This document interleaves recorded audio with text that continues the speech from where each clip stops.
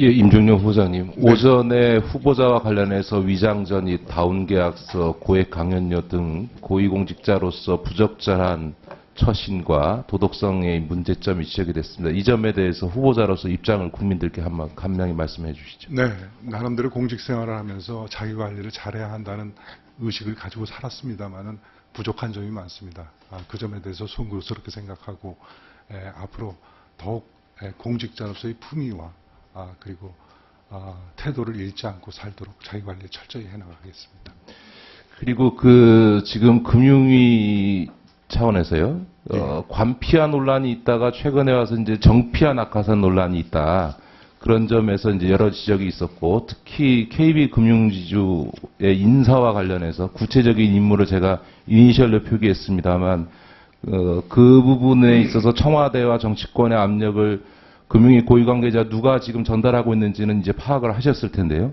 이런 정피아, 관피아 논란을 피하기 위해서 지금 금융위 고위관계자의 그런 부적절한 처신에 대해서 적절히 조치하시고, 그리고 더 이상 이런 논란이 없도록 금융기관 인사에 있어서 원칙을 지키고, 더 이상 이런 정피아, 낙하산이 없도록 하시겠다라고 하는 점에 대해서 국민 앞에서 말씀 한번 해주시죠. 네. 민간 금융회사는 외부의 압력 없이 자율적으로 필요한 전문가를 임용해야 한다 하는 그런 소신을 유지하고 그에 맞게 행동해 나가도록 하겠습니다. 부적절한 처신을 하고 있는 금융위 고위관계자에 대해서 적절한 조치를 취해 주시기 바랍니다. 아시겠습니까? 부임하게 되면 알아보겠습니다. 예, 가계부채 문제와 관련해서요. 지금도 총량 관리에 문제가 없다 이렇게 보십니까? 총량 관리 자체가 첫 번째는 기본적으로 어떤 경기의 활성화를 위한 노력이나 혹은 민간의 소비 지출. 그러니까 제 질문의 요지는 지금 가계부채가 관리 가능하다 이런 입장을 지금 답변을 하셨는데요. 네네.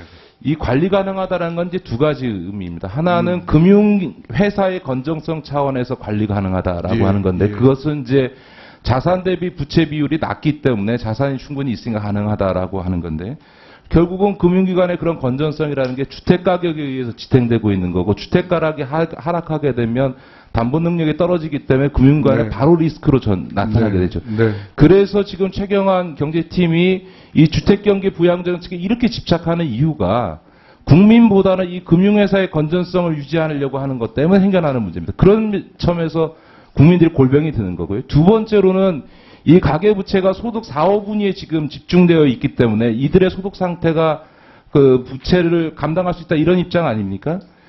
그런데요, 우리 사회가 지금 양극화되어 있기 때문에 이 가계부채 문제가 만약에 미국이 출구 전략을 써서 이 현재의 저금리 구조를 유지할 수 없을 때 그래서 고금리 구조로, 그러니까 현재 저금리 구조에서 금리 인상 구조로 갔을 때 나타나는 문제는 이 4, 5분위의 소위 고소득자는 견딜 수 있을지 몰라도 지금 이미 현재 이자 부담도 어려운 한계 상황에 있는 계층에게는 이게 직격탄이 나타나게 되는 거거든요. 다시 말해서 총량 지표상 관리 가능하다 하더라도 그것이 모든 계층의 국민들에게 다 관리 가능한 것이 아니라 여유 있는 계층에게는 관리 가능하지만 서민과 한계 계층에게는 이미 그 임계점을 넘어가고 있기 때문에 총량적으로 볼 것이 아니고 이 가계부채의 계층별 효과를 따로 분석해서 계층별 대책을 내놔야 되거든요.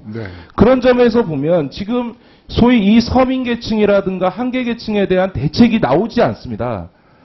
제가 누차 얘기했던 대로 10% 서민대출금융기관이나 저축은행을 통해서 육성하라든지 중도상환 수수료를 일률적으로 되어 있는 거를 상품별로 변경하라든지 또 가계부채를 적극적으로 조정해서 리스타트 할 수 있도록 해준다든지 하는 이런 부분에 있어서의 대책 촉구를 하고 있는데 지금 안 나오거든요.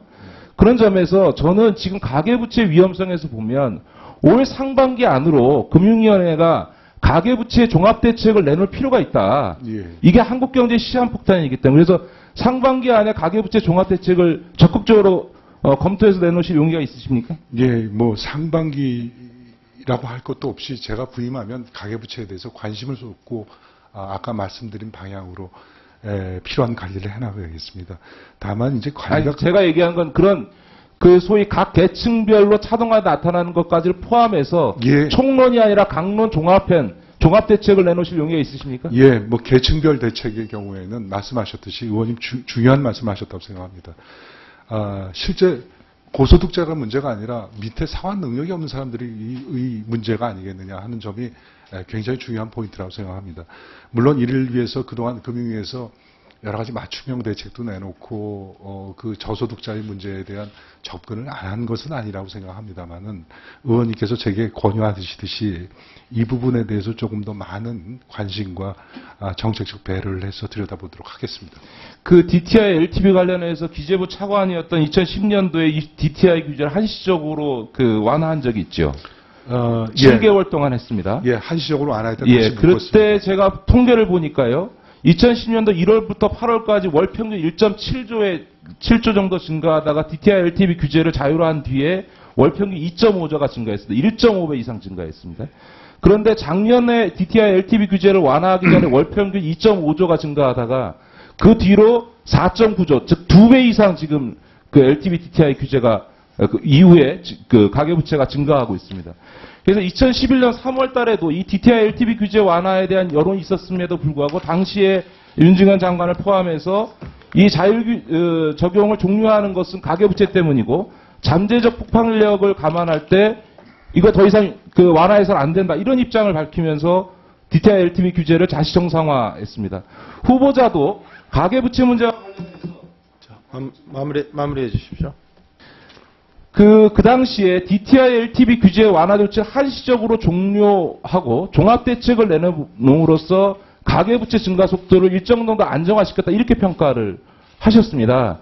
그래서 지금은 그때보다도 DTI LTV 규제 완화 이후에 부채 증가 속도가 훨씬 더 지금 빠른 속도로 늘어나고 있기 때문에 올 상반기 이 부채 증가 속도를 모니터링해서 상반기 중에 그 가계부채에 대한 총량 관리에 들어가는 문제 그리고 본인도 효과가 있었다고 얘기하는 지금 우리 국민들에게 가계부채 문제에 대한 불안 심리를 잠재우기 위해서라도 이 종합대책을 내놓는 이 두 가지 문제 총량 관리와 종합대책 문제에 대해서 신임 금융위원장이 지금 내놔야 될 가장 중요한 정책이라고 저는 생각합니다. 이 점에 대해서 어떤 생각이신지 입장을 밝혀주시기 바랍니다. 네, DTI를 그때 풀었다가 다시 원상복구 시켰을 때 저도 정책에 관여했습니다만은 기본적으로 의원님 저는 DTI나 LTV가 항구불변의 원칙이라고 생각하지는 않습니다. 어떤 제도든 그 경제의 상황에 맞게 유연하게 운영해야 하고 그것이 경제에 미칠 영향을 잘 감안해서 운영해야 한다고 생각합니다. 다만 지금은 그러면 뭐냐 지금 그동안 주택경기 침체에 따라서 많이 서민 경제가 어려움을 겪지 않았었습니까? 그것을 조금 덜어드리고자 작년 8월 달에 완화했다고 생각합니다. 그 효과가 조금씩 나타나고 있다고 생각하고 가계부채의 구조나 이런 측면에서도 도움이 되는 측면이 있었다고 생각합니다. 그래서 이 상황을 정확히 모니터링하고 아까도 말씀드렸듯이 금융위만의 문제가 아니라 관계부처가 한꺼번에 항상 같은 생각을 해야 한다고 생각합니다. 그래서 협의체도 만들어서 지금 말씀하시는 여러 가지 문제에 대해서 검토해 나가도록 하겠습니다. 제 질문의 요지는 그런 종합대책이나 이후에 총량 관리를 검토할 용의가 계시냐 이런 말씀 드린 거죠. 그에 대해 간명히 좀 답변을 해 주십시오. 네, 여러 가지 방안을 검토하겠습니다. 네. 예, 추가 질의하겠습니다. 김기식 의원님 수고하셨습니다. 다음 새누리당 김상민 의원님 질의하시기 바랍니다.